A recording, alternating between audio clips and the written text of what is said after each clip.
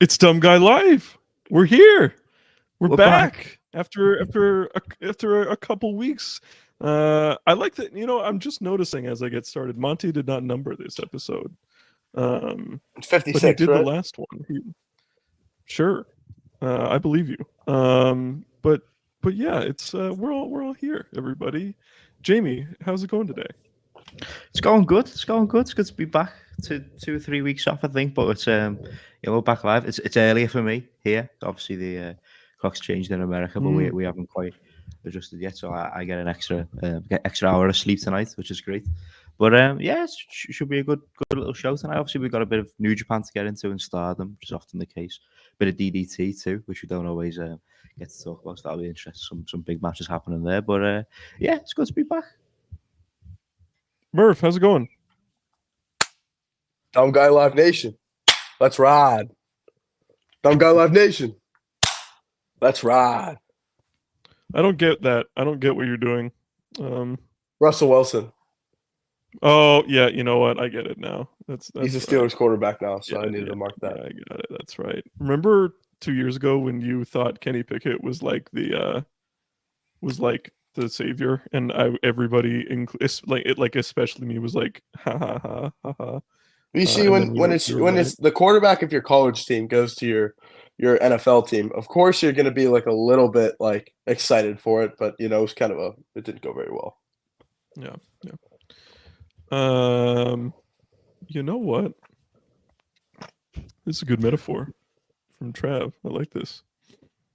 Free Ren goes up. Free Ren, up goes the yen. That's good. I like that actually. Hashtag Free Ren, up goes the yen. I don't know if you guys have heard. Now, hold on. Just don't say it. Don't say it. But I don't know if you guys have heard. I want to say it. I want to be the one to say it. The yen is down. Okay. So as Jamie, it's gonna be okay.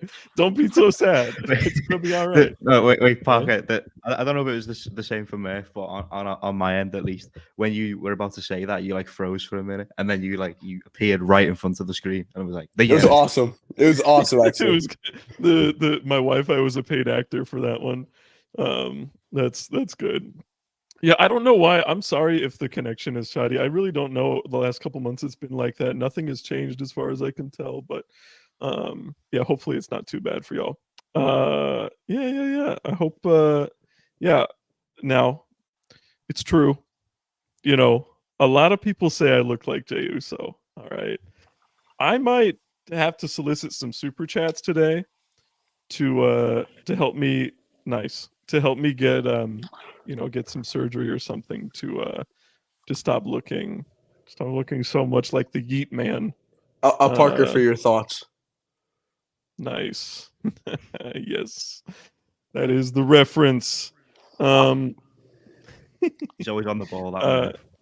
Yeah, and then Murph, new. Hold on, let's do a little plug. Murph, new handle for you. Oh yeah, it's a new handle. It's a never been used before handle. Nope. I came up with myself, and everyone follow me there. My account got cooked for no reason, so now I have a new handle, and everyone follow me there. The nice people at Unpurest Conda, gave me a nice shout out and got me some followers. But everyone follow at What a Mark, because if you don't, you're a mark. Nice. All right, bros. Well, I tell you what, the last time we got together, the New Japan Cup had not started, and we did a little preview of everything. And now, a couple weeks later, we have our finals, and it's going to be tonight. From some like random, yeah, it's from Nagaoka or Niigata or whatever. But it is Yota Tsuji, the upstart, the LIJ, the Gene Blast, Yota Tsuji against the 3-time former New Japan Cup winner and also never world champion Hiroki Goto, which is a surprising final, I would say. We'll get into some of the matches over the last couple weeks that we thought stood out, and of course, a big story in this tournament has been House of Torture has been all over this tournament. But for these finals, it is LIJ versus Chaos. Should be no shenanigans throughout this one. Jamie, what do you think about this one? Yeah, it's an interesting one. I don't think many people had this down in their predictions. I think my prediction may have been correct originally, and then there was an injury involved with David Finlay.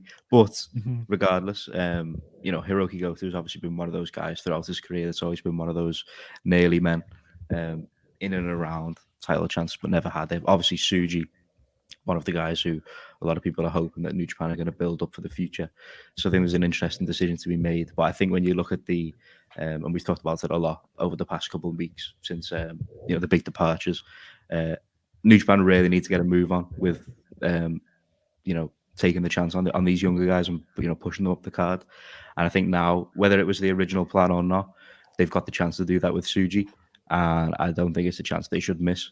The match should be hopefully a lot better than some of the stuff we've had throughout the tournament, as you've pointed out. There's no House of Torture in this one. I hope I haven't jinxed that into some sort of fucking interference. Can you imagine if like Goto joined House of Torture now? Well, it's funny because the four matches that precede the main event, the finals, 3 of them contain House of Torture in some capacity. They just can't. They're just all over this freaking promotion right now. But yes, thankfully we are, and there's not even Bullet Club. It's not even like a Finley Bullet Club or something like that. Wait, I picked Shingo, right? I think I remember picking Shingo. Yeah. Well, I picked Saber, and then did you pick Finley, Jamie?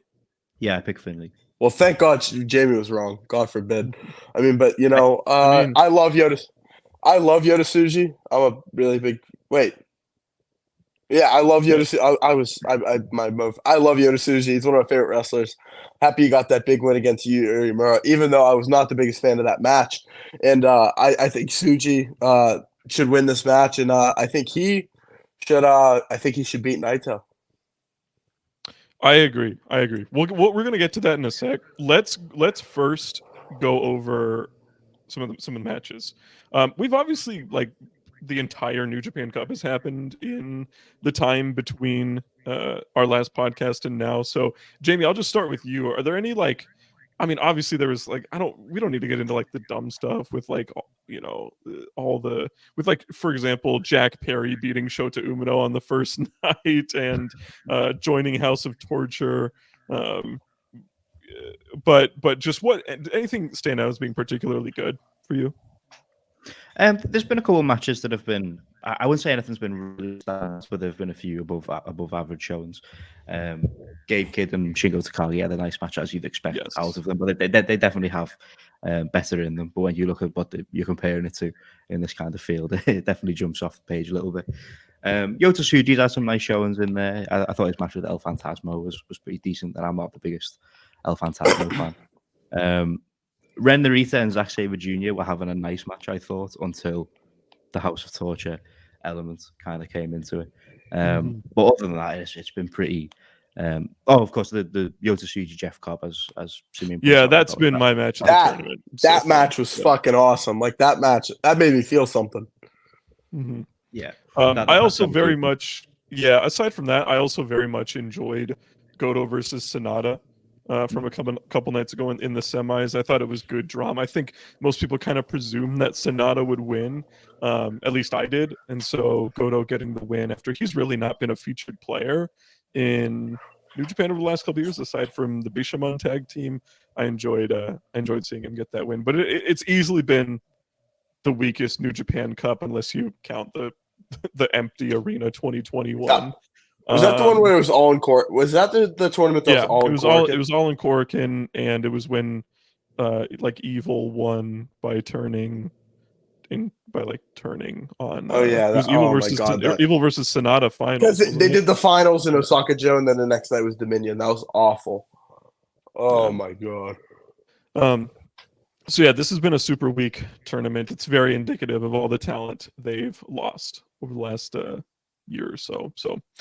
But with that being said, I wanted to throw something out here real quick. Yeah. So of the talent that New Japan's lost, so Okada and Ospreay would be the 2 big ones. Is there any others? I'm trying to think. I mean, Jay Kyle White, Fletcher, Kota Ibushi. Yeah. Who will be the first person out of that group to appear in a New Japan ring? Does Forbidden Door count?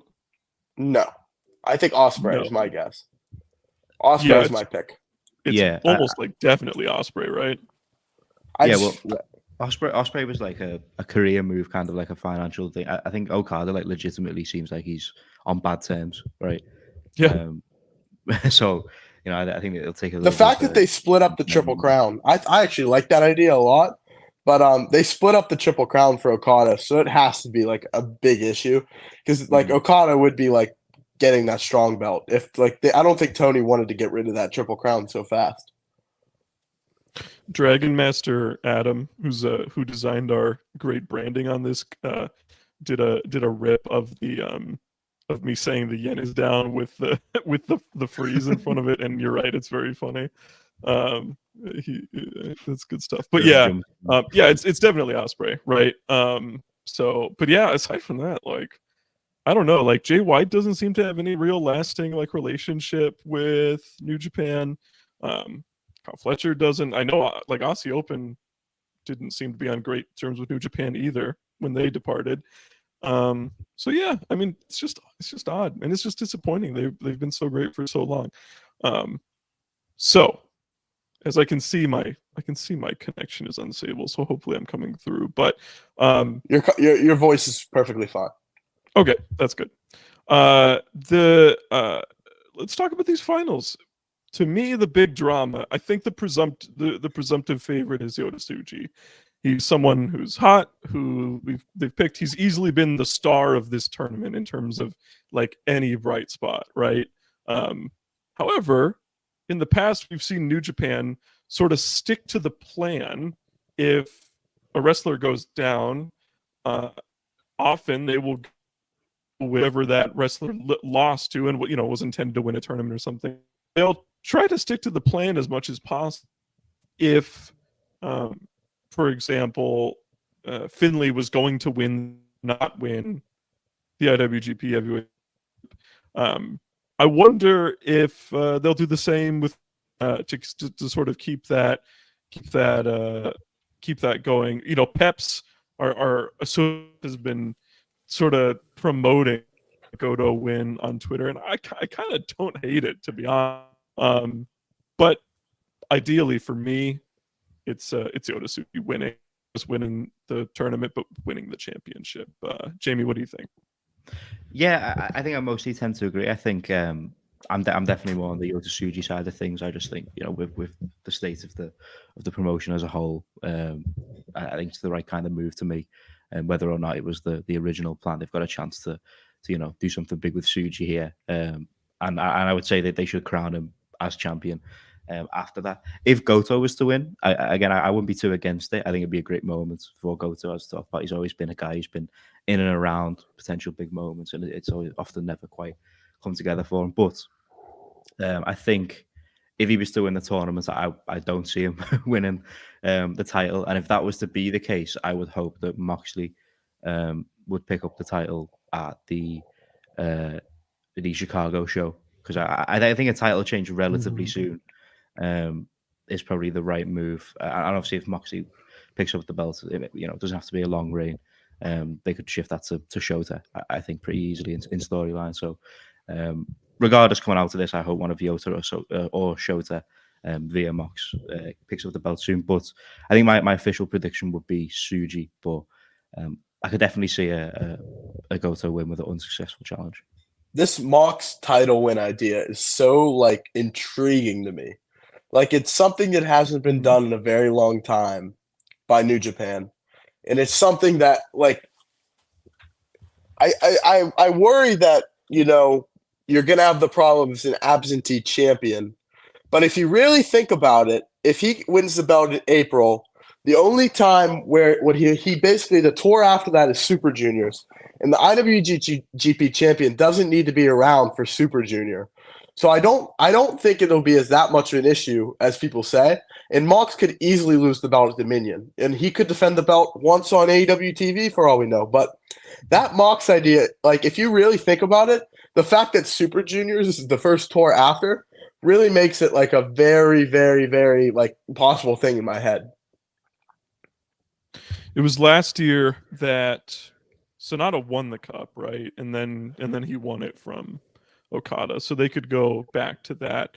Aside from that, it's super rare that New Japan actually does a title change in the first half of the year. Outside of Wrestle Kingdom, right? So I think it's interesting. Before but last year, ultimately- the last time they did it was what's it called? The last time I could think of it was it was Naito Invasion Attack. Naito and Okada went back and forth, right? Yeah, Invasion Attack. Yeah, before Sakura Genesis. Was it Genesis? Right? Yeah, it was Invasion Attack, and then we won it back at Dontaku. Well, did he won it back at Dontaku, right? Or is it Dominion? I can't remember if it was Dominion or Dontaku, but yeah, one of the two. Yeah. 2016. It was Dominion 2016. Yeah. So, but yeah, that was the last time I could think of before last year. Yeah. So it's very rare. Yeah, I'm looking forward to this final. I think it's going to be good. I think they'll get plenty of time, and I just really love the intrigue. There's just so little that is genuinely really exciting about this promotion, and so I guess Tsuji is the most aspect of it. Yeah, I hope Tsuji wins and then gets a belt. Yeah. The only other notable thing on the show, really, I'm concerned, is that there is a singles match between Yo and Yoshinobu Kanemaru. I don't really know what the plan is. Yo wins, and that sets up Sho versus Yo for the title, Sakura Genesis. But I mean, there's Naito and Shingo versus House of Torture in the semi-main. There's the Just Five guys against the House of Destiny. There's House of Torture and Nagata and Desperado. Yeah, it's not great. It's not great right now. Just how that House of Torture is terrible when Jack Perry, who's one of my favorite wrestlers, I love Jack Perry. I've watched a lot of I was a fan of Jack Perry when people didn't like Jack Perry before all this happened. I was always been behind Jack Perry. And I can't watch Jack Perry anymore because this House of Torture thing is just so bad. It's just so terrible. I'm hoping that, I can say something with the report that came out today. Tony, if you're watching Dumb Guy Live, please bring Jack Perry back. Please, I beg you. Please, Tony, please. I don't think it's happening, bro. I don't think he cares, to be honest. I think he hates that dude. He used to love the dude. That was the saddest part about this all. What do I know? Well, I don't know. I don't really trust the judgments of somebody who employs Ric Flair post admitting sexual assault. But that's just me, I guess. So also weirdly, the Goto thing, he got that bye at the start of the tournament. So he's weirdly been kind of an important look at the comments. Anthony Khan. That's hilarious. Yeah, thank you, Anthony Khan. I like it. Not yet. He's gotta wait. Okay. With that, let's. Is there any other new It's just been such a mediocre New Japan Cup. There's just not that much to talk about. I don't know. Yeah, I mean, how much do you guys look into? I've seen a lot of people talking about the obviously with the the state of the promotion, particularly since the departures. I think a lot of people have been kind of talking about the departures, before they left, papering over the cracks a little bit in terms of the state of this card. And how much you kind of read into that. Obviously, House of Torture have been around for a minute now. I kind of tend to be on the side of that's partially the case, but they've also ramped it up a lot. I think in the last couple of weeks, they've increased they've added a lot more new members. So I don't know. I think it's partially true, but I don't know. I don't think the general direction with House of Torture is kind of a developing thing that's definitely not the right kind of move at the moment. Yeah, I just think it sucks. I don't know how else to describe it. I just I don't buy the popularity shit. Wow, the top heel stable from New Japan is high up in popularity polls. I just don't get who gives a shit. Yeah. Who I don't understand. Since there are motherfuckers that like the awesome truth right now, and you're supposed to tell me I have to pretend it's good because people like it. Fuck off. I'll watch wrestling and I'll determine what I like. And the resounding majority of Western wrestling fans are against the House of Torture. And just because some fucking Shoe Pro poll, which is basically the Marx of Japan, says that House of Torture is amazing, doesn't mean that I have to magically say, okay, you know what? I understand because you see the Japanese fans like it, so I need to appreciate it. There are Japanese wrestling fans that like Dan Chokudino rape matches, but I'm supposed to say, okay, you know, it's okay. I respect what they, but like, get the fuck out of here. Like it's just like, I'm going to watch what I watch, and I'm going to determine an opinion. And if I think something fucking sucks, I'm going to say it fucking sucks. And the fact on this is most people in the West think it fucking sucks. So maybe take the hint.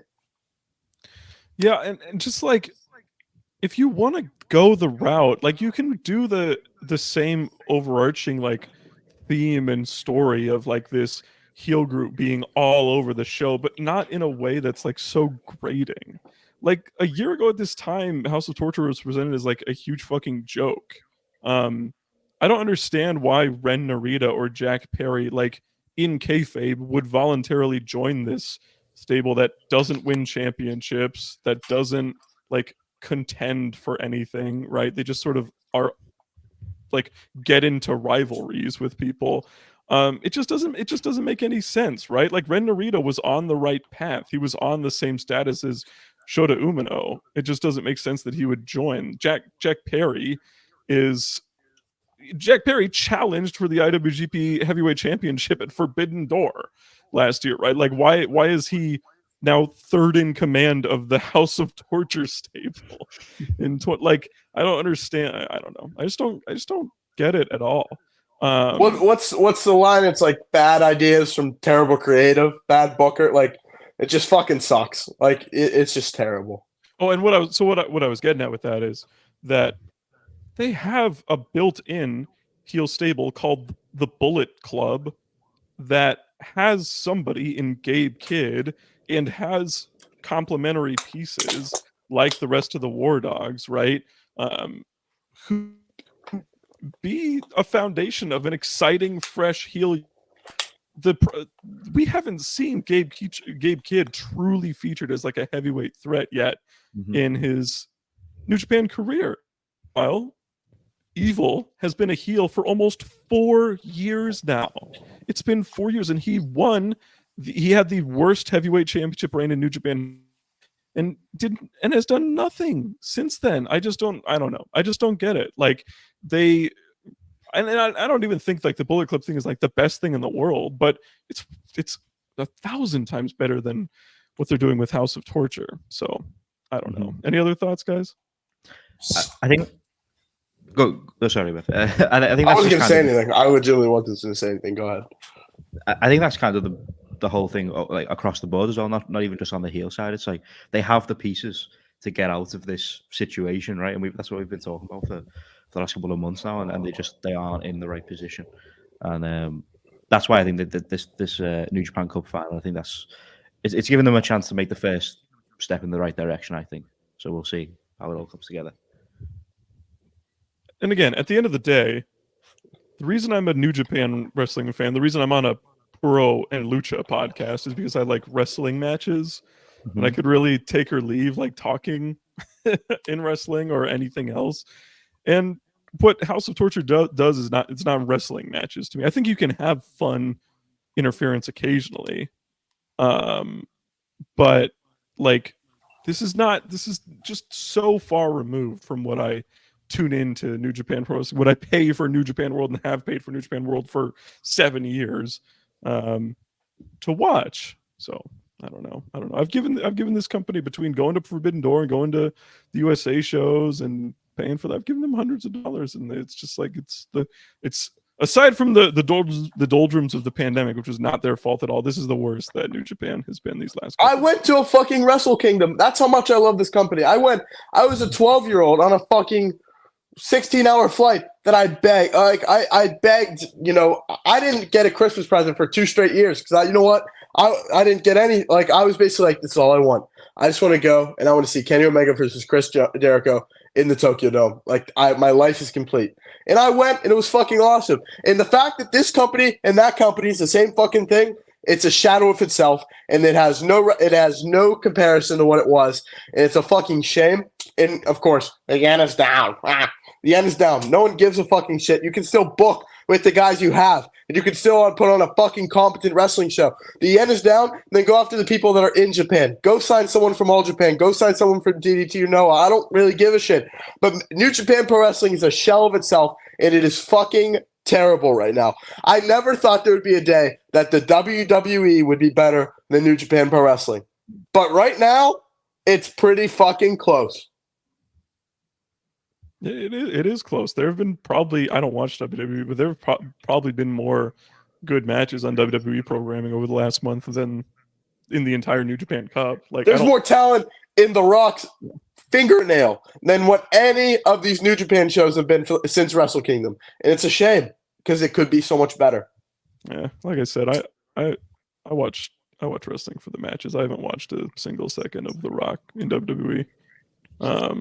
But yeah, I don't know. Yeah, it's just bad. It's just bad. We'll see what they do for Sakura Genesis. Hopefully it's Naito versus Tsuji in the main event. It's probably going to be Sho versus Yo for the junior title. I don't know for who's going to challenge Evil. Tsuji again. Like, is Tsuji going to lose the Cup Finals and challenge Evil for the next? Yeah, it's just a bathroom break, so they challenge Evil. Yeah, I don't know. Yeah, exactly. Like, in the fucking Chase Owens. Chase Owens is a tag champion. He beat Ishii because, of course, he did, right? Chase Owens 2 minutes when it combined 38 minutes. Like, come on, what are we doing here, folks? The best champion in New Japan right now, I think, pretty comfortably is Mayu Iwatani. And she's not even fucking there. Yeah, it's true. It's true. Yeah, she's like, let me out of here. I don't want to be in here anymore. She had like one of the women's matches of the year. She's fucking about to wrestle Suri, right? The next big show. So of all the IWGP titles, that's one of the most intrigued right now. I don't know. Hopefully Tsuji wins. I think I'm actually going to predict. I'm going to predict a Goto win. I think Goto's winning, but I'm hoping that it's Tsuji. Since we all want Tsuji to win, Goto's going to win. That's just how it is. Yeah. Okay. Yeah. We have a super chat from Matt B, super loyal. $5 super chat. Is it time for Geto to be replaced? He's a Hall of Famer, and I've been defending him going back to the pandemic, but the past few months has me rethinking it. Matt B, you know what's the worst part of this? If you want Geto gone, and like I want Geto gone, but the thing is, whoever's going to come in and book instead of Geto is going to be a lot worse. Because if Geto goes, it's going to be Dick Togo. Dick Togo will most likely get the book if Geto goes. And a Dick Togo New Japan is way worse than a Geto New Japan. So at this point, Geto, it sucks, but at least Geto's going to do better than what's behind him. Yeah, I love that Dick Togo managed to. Remember how weird it was when he showed up? Yeah. Like to help Evil, right? Yeah, it was just very weird that it was him. I was like, Dick Togo, huh? I distinctly remember the commentary being like, Dick Togo? And they were like all exasperated by it. Yeah, I like that. Thank you for the super chat, Matt B. Matt. I don't think it's time. I need to see it for more than like 6 weeks. Like, the Wrestle Kingdom this year was really, really good. The rest of that tour for the most part was really, really good. You know, the Cage Warfare match, Danielson versus Saber. There's good enough stuff there to where I'm like, okay, you know, and maybe here, best case scenario, he was completely blindsided by Okada and probably to a lesser extent Ospreay, and he's just completely had to reshuffle his plans for the spring in New Japan, and then by Dominion and by the G1 he can get back on track. But that might be a bit too optimistic. I don't know. I also like this. I hear Rossi's available. I wouldn't hate that. Rossi's I'd fucking hate that. Yeah, you don't like Rossi. He do be booking good wrestling shows though, in my opinion. Speaking of, well, sort of speaking of, should we move on to the final, I guess the semis and finals of another tournament in Japanese pro wrestling? It is the Stardom Cinderella tournament semifinals. Jimmy, I have not. I have not watched this. I can never bring myself to. It's all because of the over the top stuff. I just like. Well, I'm like the- whatever. it's been a lot more. There's been a lot less of that this year, It's actually. good. I'm glad to hear that. Give us the rundown on where we're at. Yeah, so obviously the Cinderella tournament, for those who aren't familiar, it's essentially become the white belt tournament for Stardom over the last couple of years. This year, they stripped it back a little bit in terms of who was going to be in it, and they took out pretty much every former white belt or red belt champion in the field outside of Mirai, who was going for a three-peat. And yeah, I think it's been a pretty beneficial move. You've obviously seen a lot of people elevated throughout. The MVPs of the tournaments for me have been Hanan, who's pretty much become the favourite to win the whole thing, and she's really elevated her stock during this. So she stood out a ton. And then some of the rookies have had real nice showings throughout the tournament too. But we come into again tomorrow. We'll have the finals, so this will be on, I assume, at the same time as the New Japan Cup finals. But we have the semi-finals of Hanan taking on Ruaka and Ami Sure versus Azumi in the semi-finals, and there's a couple of other matches on the card that I want to get into too. But starting with these semi-finals, obviously I talked about the Hanan being the big favourite coming in. Ruaka has had an interesting journey throughout this tournament, so she has been the big the big beneficiary of the over-the-top rule this year. She's been able to overcome both members of FWC, Koguma and Hazuki on the road to the semi-finals. The Hazuki one, obviously, a big upset. But Hanan in this tournament, she's been the star of the show. For anyone who wants to check out, a match or two from this tournament, just to catch up, the one with Mirai, I believe I want to say, the second round was by far the match of the tournament so far. One of my favorite Mirai matches since she's been in Stardom. I think the pacing of it was really great. But Hanan's kind of comeback and eventual victory was really great to see. So I think she's winning this one. And then on the other side of things, I think it's a little harder to call. I think you obviously have, you'd say Azumi is, she's who I'd rather see make it to the final in terms of matchmaking.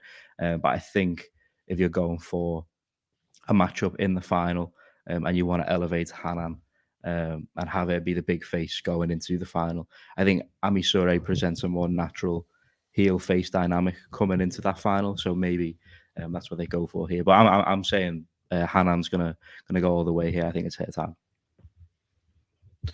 Yeah, this is I like. I mean, I remember being on this show a year ago, and I hated last year's Cinderella tournament. I thought the semis and final. Well, I liked it up to a certain extent because I was into the Waka Tsukiyama sort of mini push that she was getting, and then I thought the semis and finals were terrible. And like both the matches and the booking. This one seems much better to me.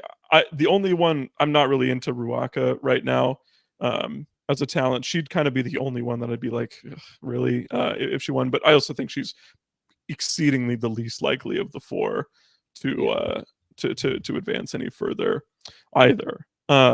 So with that, the other three, Hanan, Ami Sore, who's back-ended after being in this position last year's one, then Azumi, I think are all really good choices as somebody who you want as your next white belt challenger.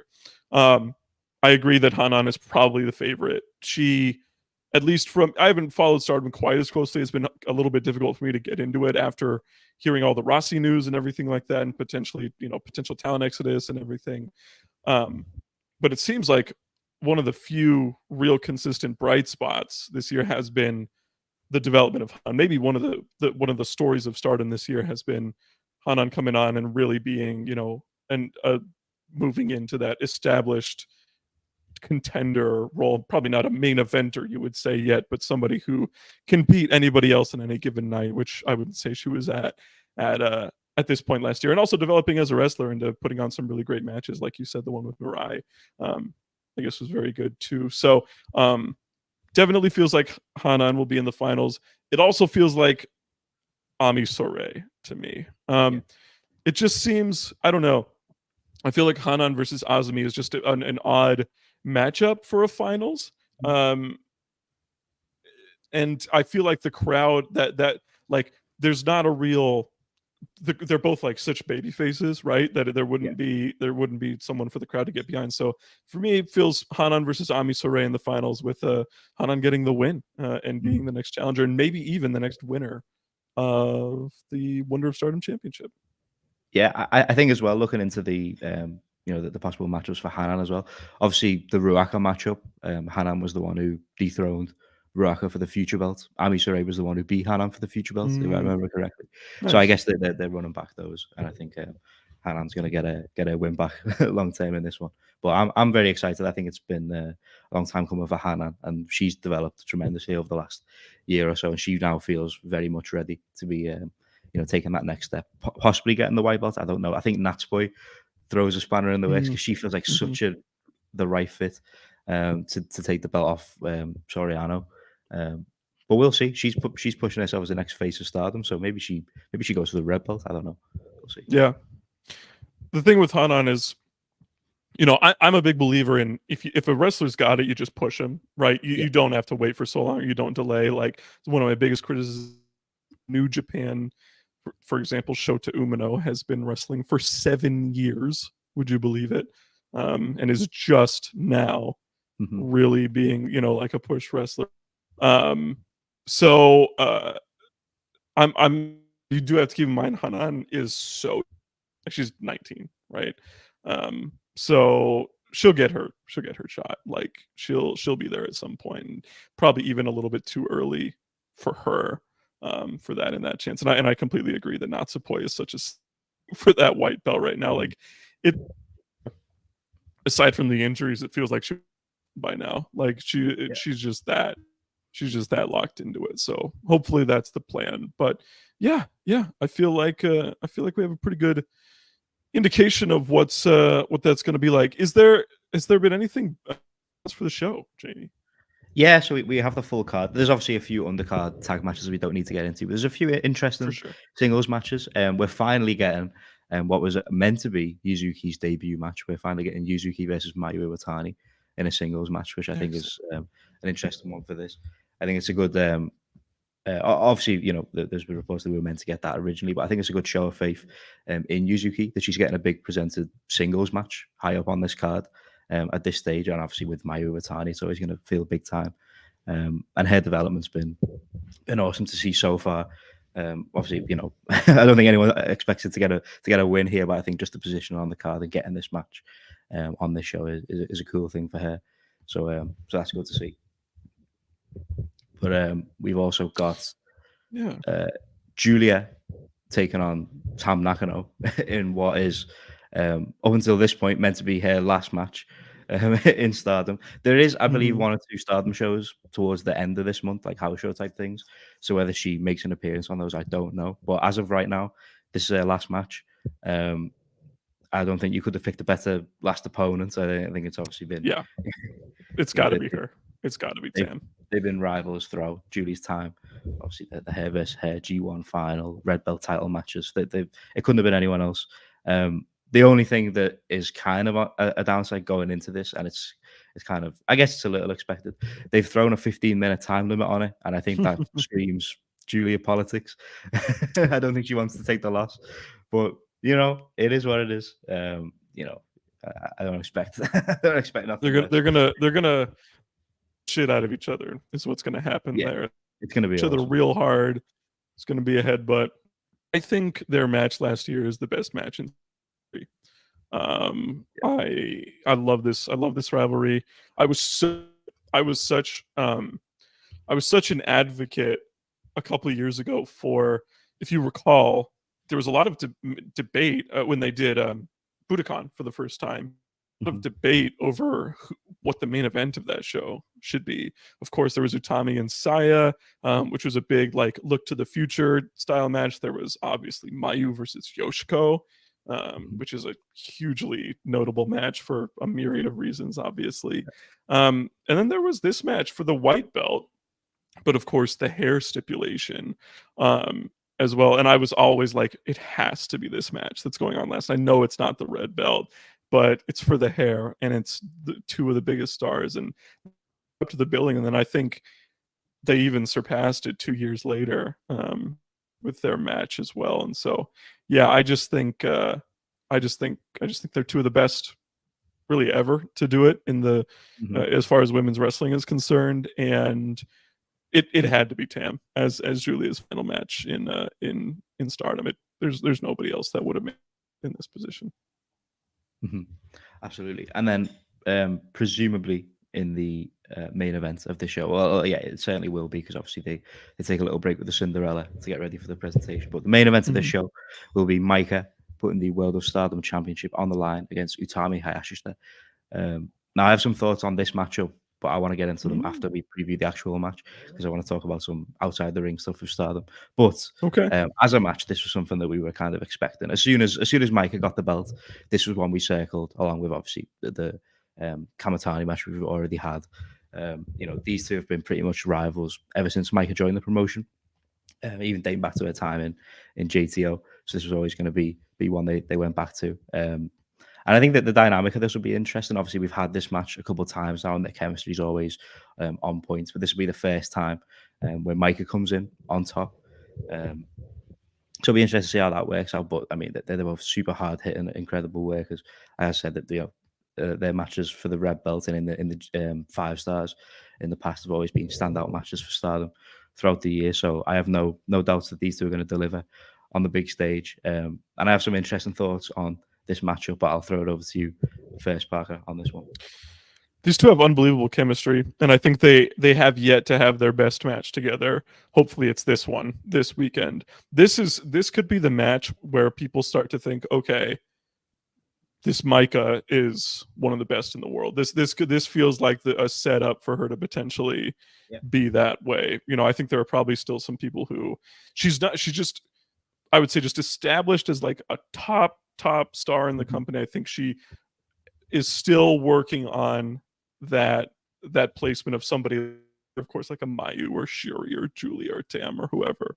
And a match like this, if it's an instant classic, which I think it has a really real possibility of being so, could be the thing that really elevates her into being into that position. Because people have liked her reign so far, but I don't think there's been much that's been like blow away, incredible, awesome. And some of that's been the opponents too. But I'm stoked for this one. I am higher on their match, which is it's so crazy how much they've grown. But after Utami won the title, if you'll recall, I think her second defense, if I'm remembering this correctly, was against Maika, and it was in Korakuen Hall, which they would never do a World of Stardom Championship match in a Korakuen Hall in 2024, and it just shows you how much they've grown. But I thought that was the first match for me where I was like, this Maika's pretty damn good. Because I just didn't think she had that much charisma or anything before that. And then Maika has been so consistent in these 5-star GPs as well. So it's also like Utami has been quiet for the last year plus. Like there's been not much from her. She's been really taking it easy, and of course she was injured for a bit too. But this could be a match that reemphasizes her as being like one of the best in the world as well. So I'm really, really, really looking forward to this one here. But I'm interested to hear what you have to say as well. What your little addendum here is. Yeah, so a lot of people are already kind of talking about it a little bit in the live chat, but obviously with speculation about the future of pretty much everyone in Stardom, apart from a few who've already kind of confirmed where they'll be heading. Utami is one that I think has had a lot of attention on in the last day or two, and I think when you look at when Tam came back to Stardom after her injury, she kind of immediately set out, right, I'm going for Maika. We're going to have the red belt match. I want to get the belt back. That has gone eerily quiet in the last couple of weeks, specifically since the Rossi thing. And they've obviously now shifted to the Utami match. And I think when we talk about the history and the chemistry that Utami and Maika have, this absolutely could have been the red belt match for the Yokohama Buntai show. I think that would have been a perfect red belt match for that level of show. And I think they've adjusted because I think Utami is one of the talents who are leaving imminently. I think that's why they've readjusted here. She's not been announced, unless I've missed something, but I haven't seen. She's not been announced for the America show in Philadelphia for early next month. And there've been a lot of big talent announcements, and I believe we have pretty much a majority of the talent announced for that card now, and a few external names too. I know Willow Nightingale, Stephanie Vaquera appearing on that show. She's a big omission on that card. Sai Kamatani is on the card, so it seems like they're not going to be doing a tag title defense there.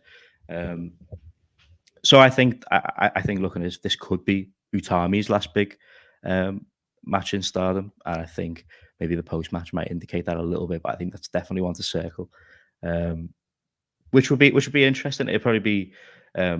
Obviously, we had the Julia news. We hadn't done a podcast since we had the Mirai news, but she obviously indicated that her time seems to be coming up with Stardom. You assume Mai Sakurai is going to be someone along with that kind of Julia cohort who's going. But Utami is the next like really big name, a huge get for Rossi's new promotion, if that's the move. Obviously, Julia is only going to be there for a short period, but Utami feels like someone who could be the face of that promotion, at least. Well, pretty much, yeah, long term, but especially in the interim before maybe say a Mayu Iwatani gets out of her deal. So it's one to watch for sure, and I think the lineup for that Philadelphia show has been a big indication on whose contract is kind of imminently coming up. But I don't think that's a full indication of who's going to leave long term, because as we've said a few times, I don't think every contract is up in March, but we'll keep an eye on it. I'm ready for this all to work itself out. I'm just, I don't know about you. I just don't like the sort of limbo that it feels like. It's just hard to get into wrestlers and matches. And that's partially do it to myself, knowing the behind the scenes stuff and being like a content creator or whatever. But it's just like, I don't know. I like the stability. It makes it so companies can tell stories over a long period of time, and we can see development, and we can see an arc. Like you can follow, for example, Tetsuya Naito's arc for his entire career, right?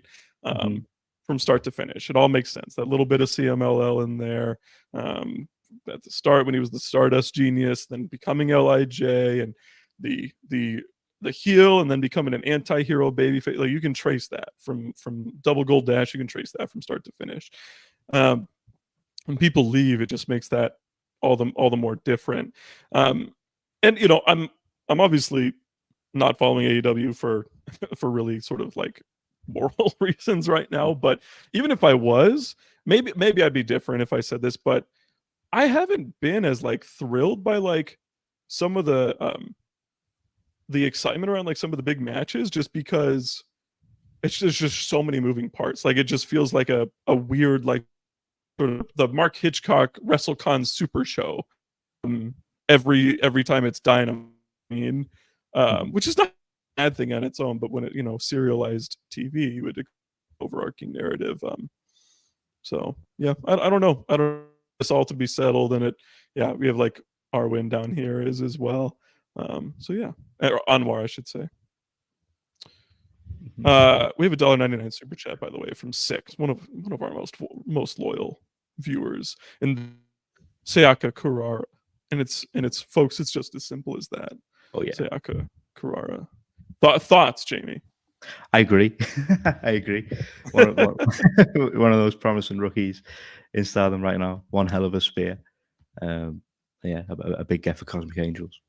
She beat Natsuko Tora. It was so clean. We love that for her. Murph, any Stardom thoughts?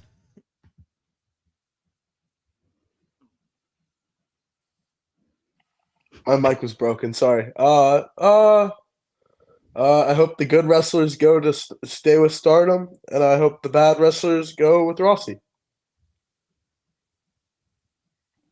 Nice.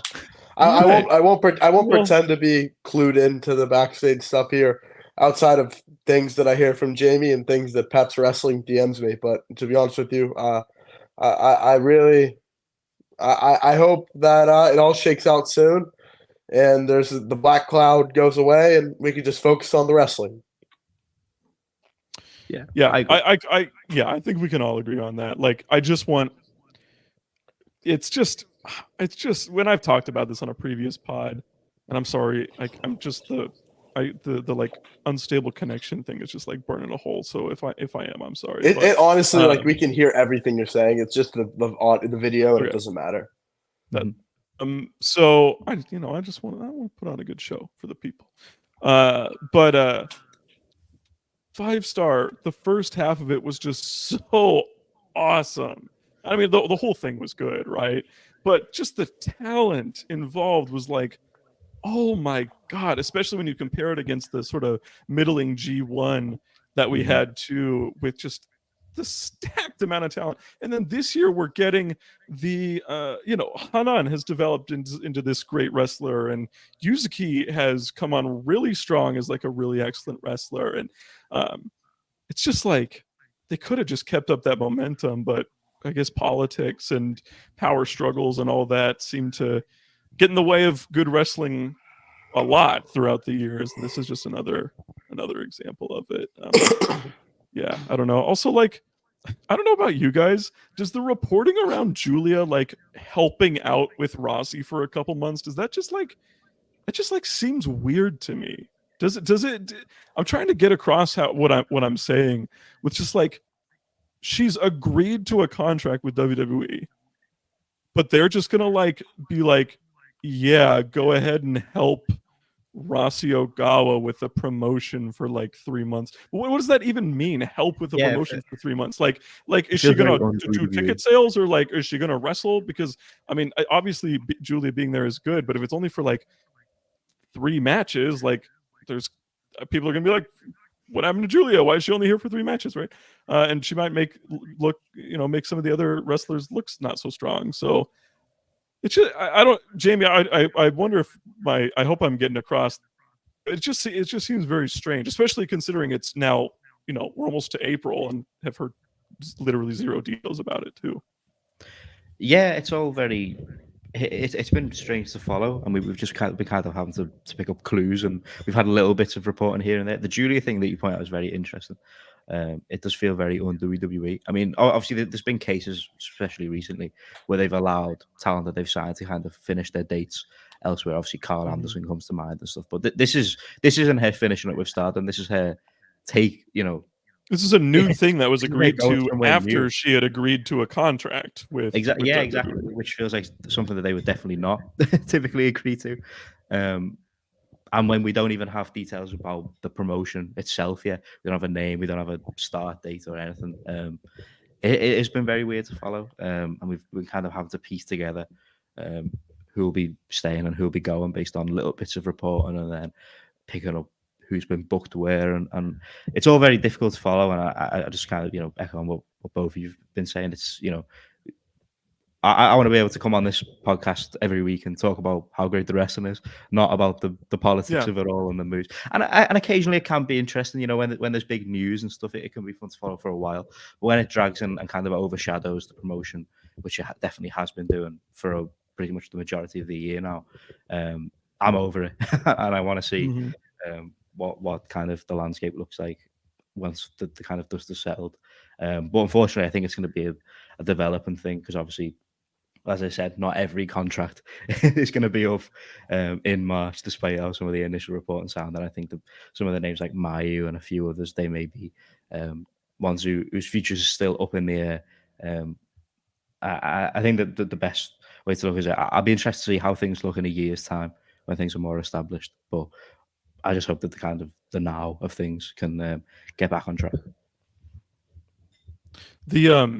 The other thing that's weird to me about this new promotion is to have an actual like roster for a promotion. If you're gonna be like a promotion that does tours and has multiple championships and things like that, you need to have like a minimum like 20 wrestlers on your roster.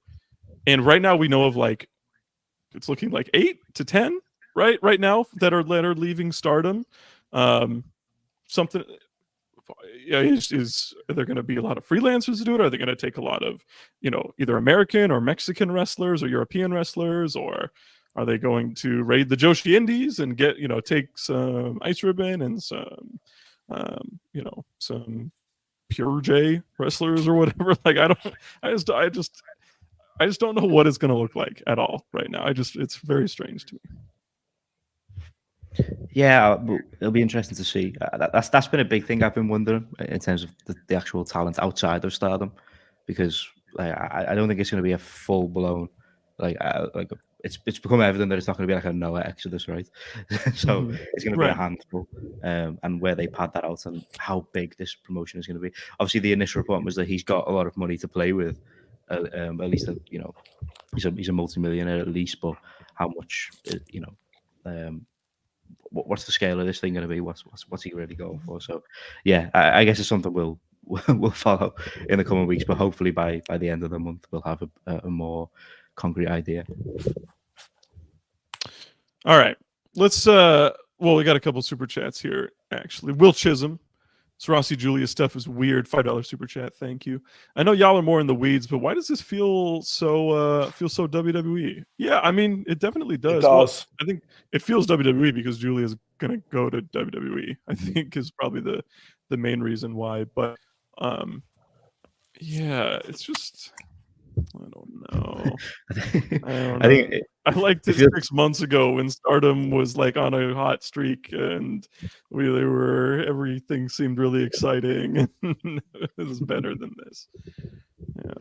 Yeah, I think it feels especially WWE in this case because partially because of some of the reporting, but also a lot because of Tony Khan in particular. I don't think he helped things on the. Well, yeah, and we literally just announced this week. We didn't even talk about it. Was AEW and Stardom? If Taro Okada was in the States meeting Tony, yeah, like Murph doesn't give a shit. Yeah, but, I do care. Wow, I mean, Murph was hitting. Was hitting the vape off screen, so that's why he sounds like that. But no, I was not. Chill, bro. Shut up, bro. No, if AEW works with Stardom, I'm more inclined to watching Stardom. Like that's how cool. I I'm kind of the opposite, but yeah. And by the way, no, I was not, asshole. It was a joke, bro. My little brother watches this. Oh, I was gonna say his shoot name, but then I decided not to. Can you believe me and my little brother met Parker and we didn't take a picture? That's still like the weirdest thing ever. I didn't take. He should have taken a picture of us. Yeah, we should have taken a picture at Forbidden Door 2022, at the United Center. But yeah, what was I can't even remember what I was gonna say now. Yeah. AEW, yeah. I can't wait to see like Anna Jay, I guess, or whatever. Like she's I don't know. She's wrestling Mina on Ring of Honor tomorrow. Right? I know. Mina Shirakawa.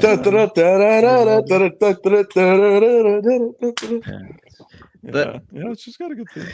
That's never been something I've like particularly cared too much for. And I know a lot of people have been getting their dunks off. Obviously, it's, especially against Rossi. There are definitely big things that could come from it. Obviously, I believe the Fightful report when Mercedes Moné signed said she's still going to do stuff with New Japan, so you assume by proxy Stardom pretty much. And there's definitely big matches that could happen. AEW have a lot of really great women's talent, especially now. So they've added a lot of big names too. Mercedes and Jamie Hayter and Hikaru Shida and all them, yeah, for sure. Yeah, so possible Forbidden Door matchups and stuff like that. But in terms of crossover, it's not something I'm going to be super fired up about, especially not when the first glimpse of it has been an Anna Jay match. So it is what it is. We'll see how it develops, but something to keep an eye on. We also have a $5 super chat from Anwar Starwind. It was a lot of fun. DGL is always fun. Thank you. And with that being said, guys, should we move on to a little infrequent DDT talk as we do when they have their major shows? So this past weekend was DDT Judgment at Corkin Hall. Yes, yeah, Corkin Hall. By the way, I love that. It's been as they've DDT's clearly kind of downsized a little bit over the last year or so. They're running way fewer like really big buildings, and I like that. I think it makes their product better when they're having a lot of these big shows in Korakuen Hall, which I think really adds environment and makes it a lot more interesting. The really notable stuff on this show was first of all, I thought the Katsumata and Hideki Okatani sort of like death match really, really good. Katsumata is, as a wrestler, as sort of like a hardcore deathmatch wrestler, I don't want to get super into it, but I just wanted to shout that out as being really great. He really can pull off like wacky stuff. Like I love like Shunma can like pull off the wacky stuff. Yeah, and, like, add a layer of serious. Like yeah, it's still like hard hitting and brutal. Like he can like pull out Legos and like, but he can make it like the Legos like it's like impactful as the thumbtacks. Yeah, he toes the line between comedy and hardcore deathmatch really well. So I think he's so great, and I'm glad that like he should just always be the Extreme champion in. No, I agree. DDT. Like there's nobody else in the promotion who I'd rather. And his stipulations are always so like specific, and I really enjoy that because it really adds like cool layers to the match. Mm-hmm. I also thought the tag team title match was very good for the vacant championships. Endo and Ino. This was not a surprising victory, of course, for that for the Burning team. Freshly christened as part of Burning, defeating the All Japan team of Yuma Anzai and Ryuki Honda. But yeah, this was really solid. This is I've been Murph knows this. I've been low on Endo for a while, for like ever. Yeah, but I've been really high on Yuki Ino over the last few months. So I love this tag team for them. I think it's what Burning needed after. I think they're just kind of stale. I want to say something crazy real quick. Mm-hmm. Earlier, I did reference that Danshoku Dino can have very bad matches. But currently, I am somewhat enjoying this trios tag team of Danshoku Dino, Jun Akiyama, and Makoto Oishi. I am finding it to be somewhat entertaining, and that is the lead. That I'm not the highest Dino fan, and also we didn't have a show, so I wanted to touch on this real quick. Danshoku Dino had a title match with Yuki Ueno about 3 weeks ago in Shinjuku Face, and it was stellar. And me and Wrestle Pierce Ash were talking about it, and he's a big Dino hater as well. And we were talking about how heated and good this match was. So I can't believe I'm saying this, but hats off for Danshoku Dino, who's been doing some of the best work of his career over the last month. After Dino and Jun Akiyama had like an incredible like mini feud a couple years ago, and yes, in the COVID crowds. Yes, and after that, it would have been such a mistake to just never go back to that. By the way, Akiyama seems to just love DDT. Like he loves it. He so obviously just loves his role there right now after being really just sort of not a big featured player his last few years in All Japan. So yeah, I think that's good for him. This has been a really cool like late. And I've really enjoyed Naruki Doi in DDT as well. I've thought that his dynamic with Kazuki Hirata being a former Toryumon guy, mm-hmm. I've really enjoyed that too. So there's a lot of things in DDT. This is the highest I've been on in DDT in probably 2 years. I've somewhat enjoyed their product a lot this year. We also had DDT Universal title match. This was like, I was wondering if they were like short for time or something or what the deal was here, but they just came up with a really creative finish with Mao hitting his sort of roundhouse kick and then essentially KOing Masada in 4 minutes. I don't know how the fuck you can be low on time in a 5-hour show, but this is like the first time I've ever done it. But yeah, that finish did feel very, very abrupt. Yeah, it was weird. Like I don't really know how to evaluate it. I mean, the wrestling was good in the meantime. I think I'm slightly lower on Takeshi Masada than a lot of people. I agree. He's like the next like best thing. And I like Okatani. I think Okatani's better. Yes, I agree. I love Hideki Okatani. He's my guy. Jamie, we've been And I cutting you really- off. Anything to Yeah, Jamie, anything go to say ahead. about these last few matches?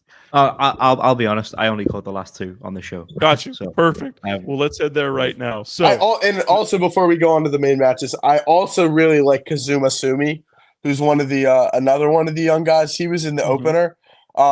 The second match. He's like a former Dragon Gate Dojo guy. He works really crisp style. Like he's another guy I'm looking at. But again, Okatani is the best of the young guys, in my opinion, in this promotion. And I'm excited for Keigo Nakamura to come back because he had some fun comedy stuff back in 2021. I'm excited for him to come back. I am also ready for Keigo Nakamura to come back. I love that dude. I think he's awesome. And he's been gone for a year, and he also had another year plus absence already in his career. But he's awesome when he's out there. I voted for him for Rookie of the Year a couple of years ago. Yeah, I thought he was legitimately a great prospect. In the semi-main event, this was the match that got everybody to tune in. I think this is absolutely the right way to do it. By the way, is if you're going to put on a great show, get some way to draw the Western fans in. Probably more specifically AEW fans, right? And having Takeshita at your essentially whim is such a great way to Takeshita versus Yuma Aoyama guys in All Japan Pro Wrestling. And this match was awesome. Absolute dream match between two of the best heavyweights in Japanese wrestling right now. Super hard hitting. This is the best he's ever been in his career, and that's saying something because he's been incredible for a long time. I thought this match was just great. I really don't have anything more to say to it than that. Konosuke Takeshita, if you take away Will Ospreay, who's the best wrestler in the world and will be the best wrestler of the year, just by the fact that he's wrestling weekly now, Konosuke Takeshita is my non-Ospreay wrestler of the year. He has been unfucking believable this year. Well, he had that match with Darby Allin the first week of the year that was just tremendous. He had the match with Ospreay, which was a absolute classic. And then this in a Korakuen setting against Yuma, who's my favorite guy of all Japan. This match, oh my God, Takeshita's on the run of his life right now. And I hear people bitching, oh, imagine if he was away from Don Callis. At this point, he's so fucking good, it doesn't matter. And you know, he's so good. And as long as Takeshita is having these matches in AEW and DDT, he legitimately will be a top 3 wrestler of the year by the end of this year. Yeah, agreed. Takeshita, I think as Park said, he's the best he's ever been. But I think right now he deserves to be in that category. You look at the guys that AEW have, on their books now, and they have, pretty much the majority of the rest of the year contenders by the end of the year. And Takeshita is absolutely now one of the premier talents in all across wrestling, and he feels like a huge deal. As Park said, it's a great thing for DDT to have. Trying to promote these big shows, and when you add in, another cross-promotional factor with Aoyagi coming in, who's obviously been, recently been a Triple Crown champion. He's been great for All Japan. It was a super intriguing matchup, and it more than delivered, as you both said. Takeshita's just like a fucking freak athlete. Like some of the stuff he does in there, it's kind of scary at times. The way he hits the ropes and leaps up for the lariat he goes for. There's not many wrestlers like he's just like God. It's like people used to talk about how like what's his name, Riddick Moss was just like this crazy athlete who would just like go insane between the ropes. He was never like a great wrestler, but it's like imagine you have all of that athleticism of an NFL player, and you're like an incredible student of the craft. Like Takeshita, this one of my favorite things about him is that he was a fucking nerd in high school who just went to like Puro shows. He was skinny as shit. He was like 140 pounds.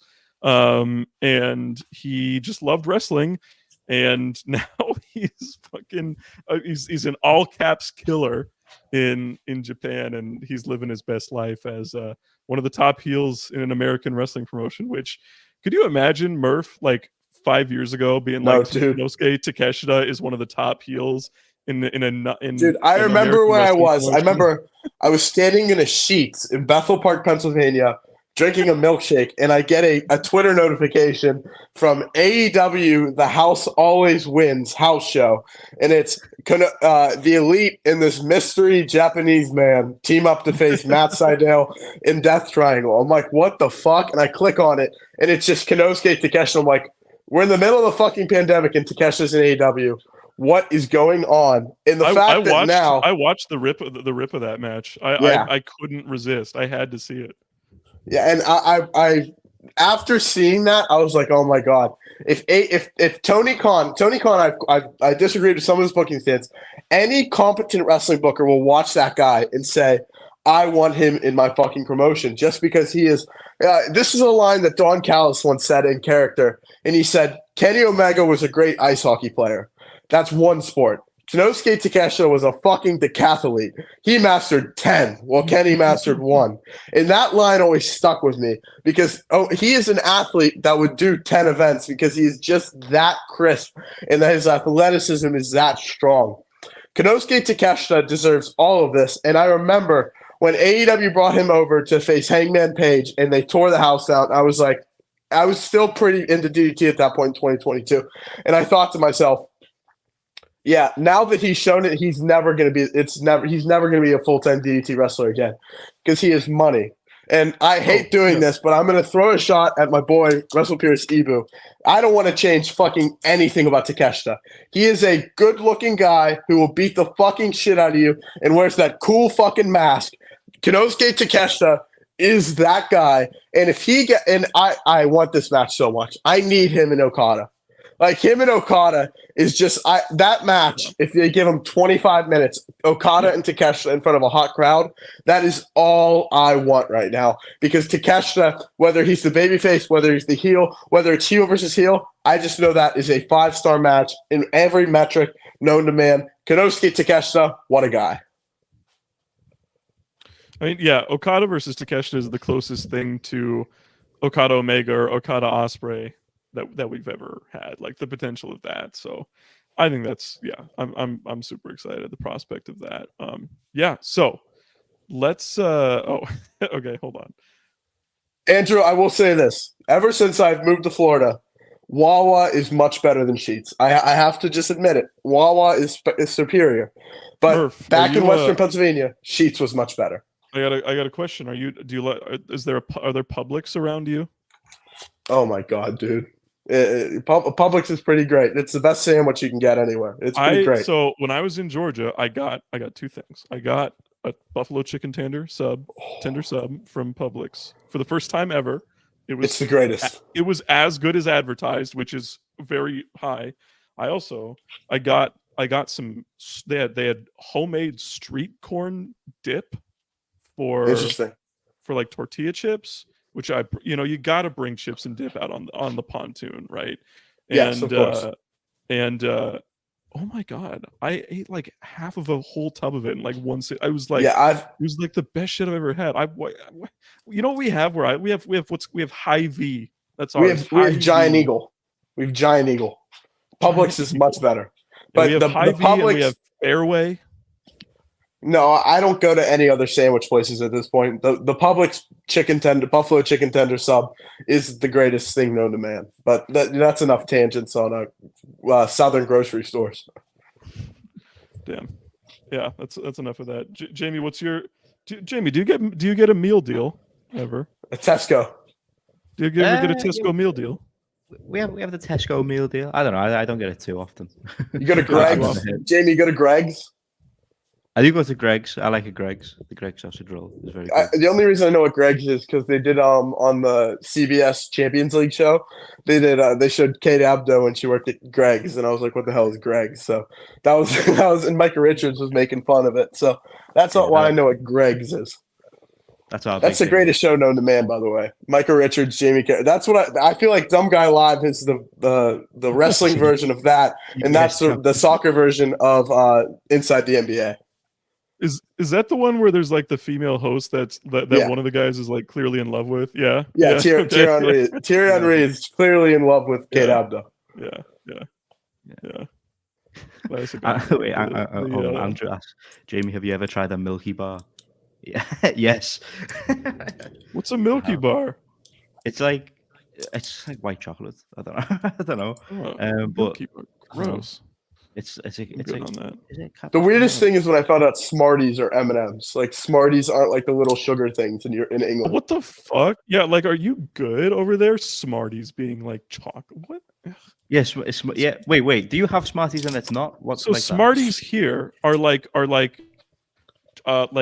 do you? They're like They're like chalky, like they're little circles of tangy- like flavored sugar. yeah. No, they're more M&M like over here. You should look up American Smarties, like, and see what you're gonna be like. What? This is Yeah. What change my life. What else is different between the UK and here? Do you have like a Gatorade that's like Luke? Is it Lucozade? Yeah, what it's so called? we have Lucozade. That's like the. Do you have Gatorade? No, you can get it, but it's not like that's not like the thing here. It's not like it's not like a ubiquitous You can thing. get Lucozade and Powerade are the big. Powerade. That's crazy that you can get Powerade but not Gatorade. That's like You can get it. It's just not. yeah, like, I know like- what you mean. Yeah, but yeah, like- I got you. I should get a. I should go get a Prime sometime and drink it on the show again. That was good. That was funny remember when you We got should the go pitch back- black we should go back sodas? to doing drink reviews. Hey, sound off in the chat if you liked us doing drink reviews. Should we go back and do that? The episode where we did the pitch black, that was pretty funny. Oh, that was good. I Yeah. liked the pitch black. That was delicious. Anyway, let's move on to the main event of this DDT show. This is Yuki Ueno defending the KOD Openweight Championship against the legend, the DDT, the most important wrestler in DDT history, Harashima. Murph, I don't know about you. This was like how do I say it? Distilled down to exactly what you would want. The essence of why Harashima is one of the all-time greats. I thought he was so incredible in This match, it gave me what I wanted, and it gives me what I want from DDT. DDT, they gave me the funny stuff on the undercard, but then they turned it up in the main event, and that's what Harashima has been doing for a decade plus.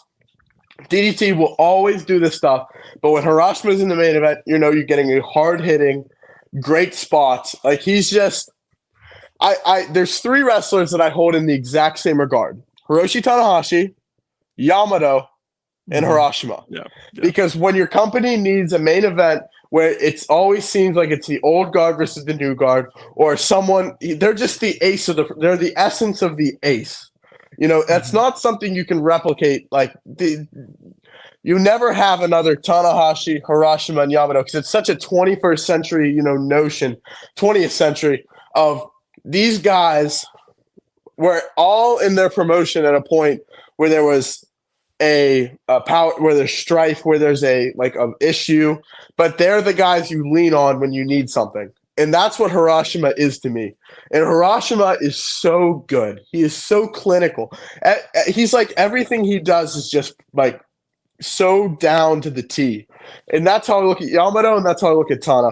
And this match, oh my God, Ueno needed to step up when Take went, because Take was the guy and Ueno needed to be the guy. And I think it took him a little bit. Like I was down on Ueno a little bit last year and the year before. Moxley, yes, John Moxley. That's the really closest. Good. That's the closest American example. How Moxley stepped up after all the Punk stuff. I mean, but the fact of the matter is for a promotion to have a soul, you need a guy like that. They're the heart and they're the soul of the promotion, and you can they're what defines your promotion. DDT, it's a lot of comedy on the undercard, but they're defined because they can always have that comedy and also have a Harashima main event. Dragon Gate, fast-paced, high-flying, but Yamato is the one who can define it as that. And Yamato always brings up, mat wrestling and just so crisp. Mm-hmm. Tanahashi they're doing strong style, but Tanahashi was so innovative and did so many moves that no one else did. Moxley, AEW's high flying spot, but Moxley's a brawler, and Moxley's a guy who wants to beat the shit out of you. For an ace to be an ace, they need to be different from the rest of the promotion because they can have a defining layer on what this promotion can do and what they also will do elsewhere. So this match was amazing. This was my match of the night, and this is definitely a top 10 match of the year contender so far for me. Yeah, I love this one. Kind of second than what you guys have said before. I always love when there's like a generational clash. Particularly when it's kind of like the faces of kind of the different eras of a promotion. Harashima is absolutely that kind of ace figure for DDT, and obviously they're super all in on Ueno right now. So it was an interesting matchup, and they more than delivered again as the last match did. And I think it's probably Ueno's best since he's had the title, but this was all about Harashima in this one. He was fucking star. I mean, they're both, tremendous athletes. Obviously, Harashima at this stage in his career still, absolutely incredible. But like just his kind of selling and expressions throughout the match, everything was elevated because of his performance. And that goes a long way into establishing Ueno more as a great guy to lead DDT into the future, thanks to that, having that match under his belt now. So I think it capped off a really strong show for DDT at a time where a lot of Japanese promotions are kind of not firing on all cylinders. And I think it's it's set to be a good standard for the remainder of the year, building on it with the guys they've got. Yeah, I'll talk about the match in a sec, but just jumping off of what you just said, Jamie, like this is the type of show, this Judgment show is the type of show that's like, this is why you follow promotions other than New Japan, right? Like, because there's always like every single promotion from DDT to Noah to All Japan to Big Japan to Freedoms to Dragon Gate to whoever, right? They all have the potential and the capability to put on shows like this. Sometimes they do, sometimes they don't. But if you love wrestling to the extent that I think the three of us do, you literally can't get enough good wrestling. And so anytime it comes across like this, it's always very satisfying. But we've talked a lot about Harashima. I don't want to say too much that hasn't been already said, other than the fact that he's just so fucking great. He's just one of those guys that like he looks kind of unassuming, especially older in age, but he always kind of looked kind of unassuming to me. Like his gear kind of sucks. His hair kind of sucks, right? He's just kind of like, a good wrestler. Him and Kudo always just look so similar back in the day. Yeah. He even had a wrestler who looked a lot like him. But once the bell rings, he's so important to everything that's happening between those bells. With that being said, you can't not give kudos to Yuki Ueno in this one too. This was, I think, his best performance yet as KOD openweight champion, and I want to echo a common refrain that I'm hearing, that this is the closest thing we've gotten to a young Kota Ibushi ever in wrestling. So I thought he was great in that match too, and is this is the type of, like I was saying, type of show that makes it exciting, makes us want to keep coming in and checking out DDT, especially bringing in All Japan guys and having that little invasion going on, and bringing in Takeshita, right, for the big show. I think that just makes it really great. So let's move on. I want to very briefly talk Lucha because we got announced just yesterday the card for Triple Mania 32, Triple Mania 32. This is the worst Triple Mania card ever. Full stop. It is unbelievable bad. It's like impressively bad. Okay, so first of all, this is not a joke. The words luchador sorpresa, which means obviously surprise fighter, surprise luchador, show up on this card 6 times. So they were banking on a lot of surprises to get you to buy this show. But obviously the Copa Bardal is nothing. Obviously the women's match is nothing because they just do whatever, right? There's a tag match with us and Dr. Wagner Jr., who are both having fully surprised teams with them. So we'll see what they do there. This is insane. It's got to be his kid, right? His kid's got to be the partner, right? Yeah. looks like the best match on this show involves Parker Psycho Clown, Octagon Jr., and Laredo Kid, which, hey, actual good team on this show. Going against Q, Parker Boudreaux, and Sam Adonis. Mexico versus USA. That's going to be horrible. Certainly, unless I don't believe it. I don't believe it. The semi-main event is Vampiro. Yes, that Vampiro, the guy Vamp. the WCW mid-card. The guy who 25 years farted ago. while on commentary. That guy. Vamp. Yeah. Pagano, who evil all last year, by the way, and El Mesias, Cybernetico, who is Awful. who has never been good. He's never been good, and he's like a million years old now. Dark Oz and Dark Cuervo. That's in the semi-main event of Triple Mania. From Monterey. Now, this to qualify that this is the Monterey show, so it's not like the Triple Mania. But like, what the fuck? like, what are we doing here, everybody? And then the main event. straight out of whatever, like what 29 show after WrestleMania 29. Well, yeah, but then what was a pay-per-view they wrestled on? Night of Payback? Champions. Payback 2012. Alberto El It was Patron, 13. It was 13. It was 13. Sorry, my fault. That's my fault. I don't want to. No, because you see, young Jack Murphy was at the show where Dolph Ziggler cashed in. So you know, you were there. Okay, that's actually sick because that's like the best pop of all time. But that was 11 9 years old ago. Yes. Yep. That was I was in high school. The Alberto El Patron, the rape man, and Nick Nemeth are taking on each other for the He's wanted. He's a AAA wanted man. Mega Championship, having recently been vacated by Hijo del Vikingo. This is terrible. I'm gonna watch it because I have to, and I will never miss a Triple Mania. But could we possibly get a review? Well, see, that's what I'm. They might ask me. The F4W might ask me to cover it for them because when they need somebody to cover Lucha, it's usually this guy because I'm the only one who knows anything. But I don't know. Any thoughts, guys? I mean, it sucks. Yeah, it's. I mean, the main event is you have a wanted man versus like an actual fucking criminal. So.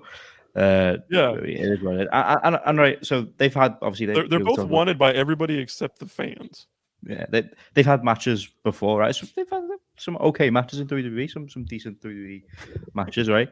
Alberto, right, ignoring like the obvious fucking downsides of this fucking Alberto, he just like he's not good to any. He's not a wrestler. Like he doesn't wrestle regularly.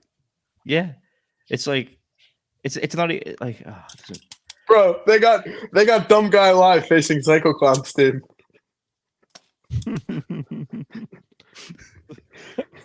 That's pretty good. I like that. They got Dumb Guy Live facing. So I'm QT and you're Boudreaux. No. I'd be Sam Adonis. You'd be Parker, and you would be QT. Oh, I feel like I have to be QT though, like I'm the leader, right? But anyway, this is terrible. So you could technically count like AAA did a singles match to like determine the number one contender with El Patron 3 days ago, which has not reached tape yet.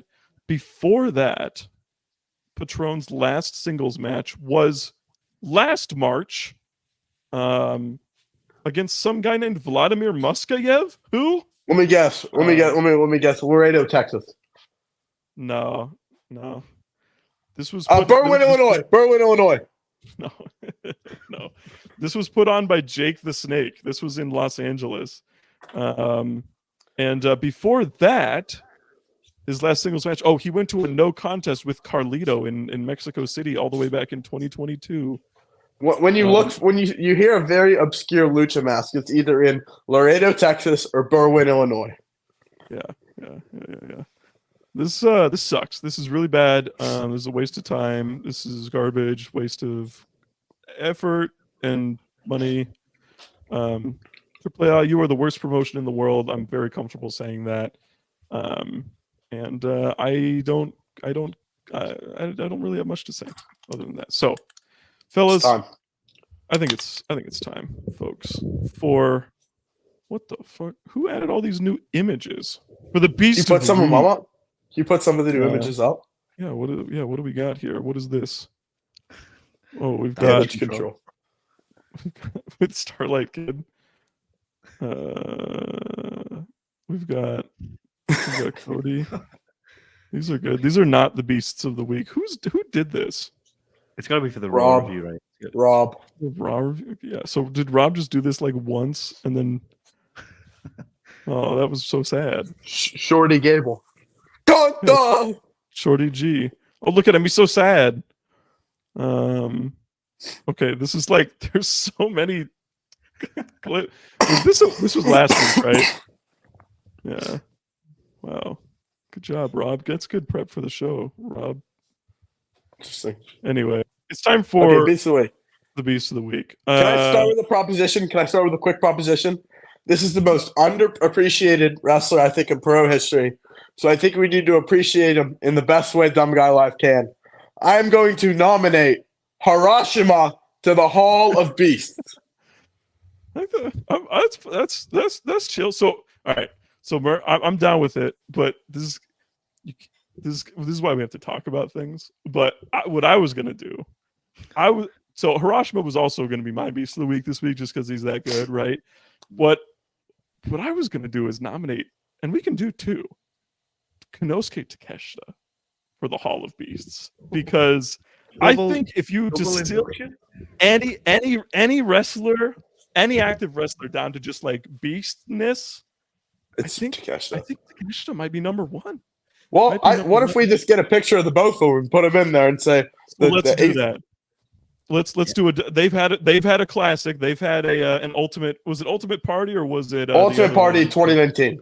Yeah, Ultimate Party. They had a classic Ultimate Party against each other. So we'll get a photo from that. But yeah, okay, double inductee to the Hall of Beasts. So that will be our collective as well. But now I have to regroup because I have to think about who else I want as Beast of the Week. But Jamie, we always start with you.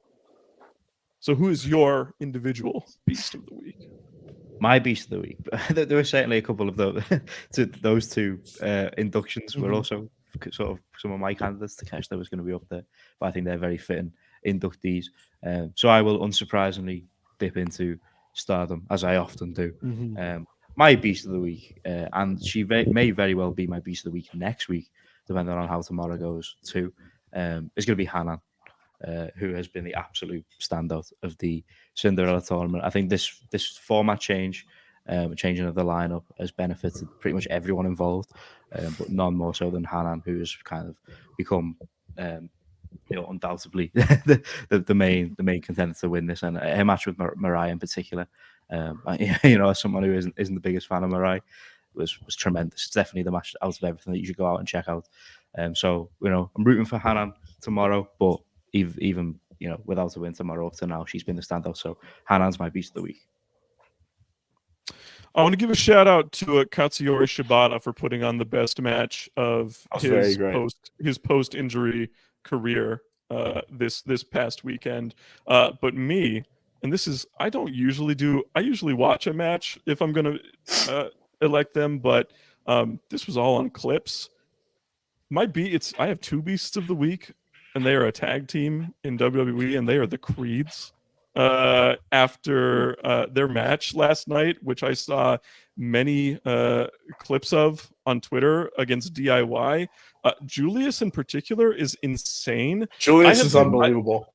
I've thought that a lot of the NXT, and I'm not, I don't like the WWE system just as like an entity. I'm not a hater of the talent. Like I think for the most part, the talent's really good. but I haven't been impressed by the NXT graduates over the last couple of years, like at all. Like I think they've been, for the most part, very, very bad actually. I think Trick, Braun, and the Creeds are on another level compared to the rest of them, in my opinion. Right. Yeah. And so the Creeds, however, are a true success story. No wrestling experience before coming into WWE, and now, I mean, they put on a legit like match of the night against a great tag team on Monday Night Raw, and I thought they were more impressive than DIY in the match, which is saying something because I love DIY Johnny. as a tag team. So yeah, the Creeds are my beasts of the week.